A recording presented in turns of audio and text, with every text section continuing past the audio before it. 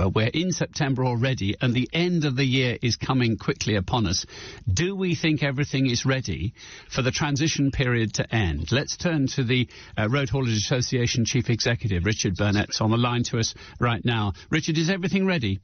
No, it's far from ready, Martin. I think that's the point of the letter that we released to Grant Shapps, Rishi Sunak, and Michael Gove, to say we urgently need a meeting because we're deeply concerned about the preparedness of government and the UK for transition. And let's face it, we are going through transition at the end of the year. That's very, very clear.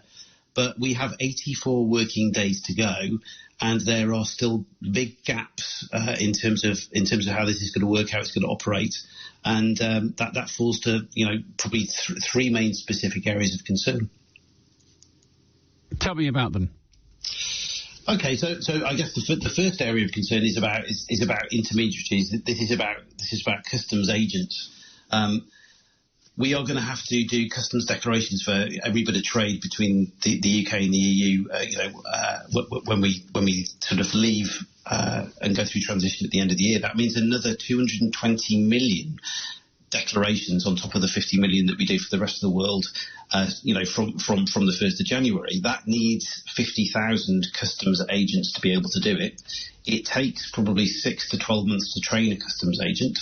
And we currently have a very small number in the UK, and we have insufficient people to both train them, get them on board, get them in place. And we also have, government have talked about this pot of money, the funding to support, grant funding to support this 50 million. If you recruited those 50,000 people between now and the end of the year, it would cost you 450 million. We're coming out of COVID, or slowly coming out of COVID, and businesses are struggling, and the global market is still, I guess, contracting. At the moment, it's certainly not back to where it was before. So those agents that are doing global transitions, they've still got staff on furlough. So that furlough finishes at the end of October. Help us understand the consequences. If there isn't a custom agent to process your consignment of goods, what happens? Does everything stop? Well, yeah. I mean, you effectively what government's saying is, look, if your haulier that takes your product has not got the appropriate paperwork, they won't be able to go, and they're going to get fined if they go into Kent, and try and cross without the appropriate paperwork.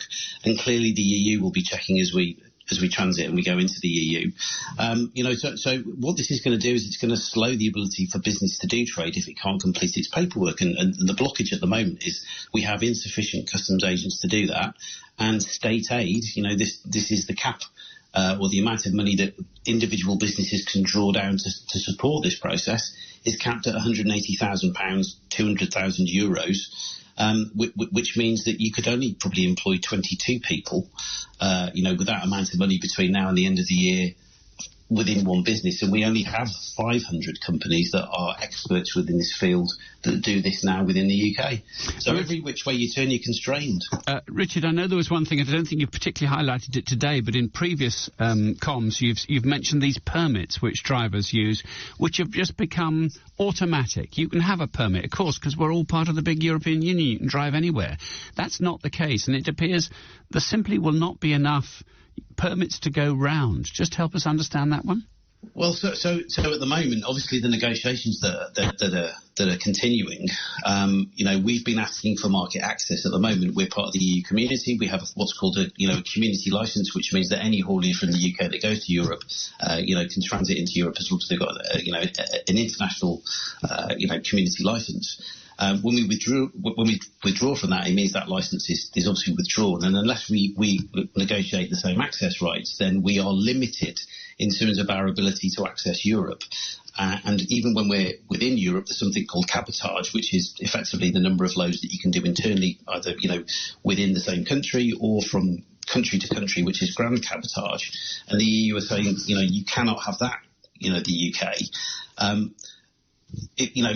As part of this deal. So this means that we, if we don't get the right access, to be able to transit Europe, we will have to use permits. And effectively, there are something like, 2,000 permits for 38,000 trucks.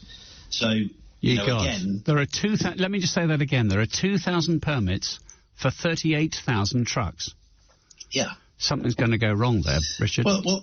I mean, clearly that's part of the challenge, and clearly that's why this negotiation, is critically important. And what government is trying to do is agree some symmetry, so that we don't have to rely upon permits, and agree a deal that allows market access, in a similar way. You've put this you've put this letter out there. Have they phoned you up and said, let's have a meeting?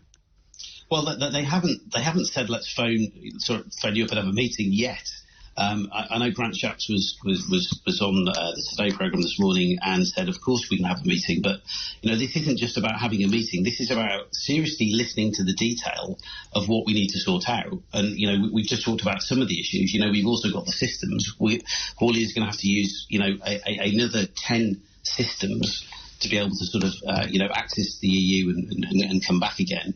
We haven't seen sight of all these systems that the UK government wants us to use yet, and they haven't been tested, and we don't know what their functionality is yet.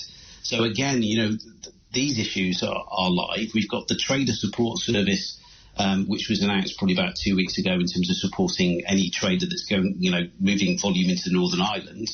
And, when are we going to see that system? When is that going to be in place? When are we going to be able to train people and actually allow the market to access it? So literally, there are so many issues on so many different fronts. What we're saying is you've got to stop, listen to what we're saying, and we've got to have a plan of action to try and resolve this, because the last thing we want is for trade to slow down. Richard Burnett, the Chief Executive of the Road Haulage Association, thanks very much.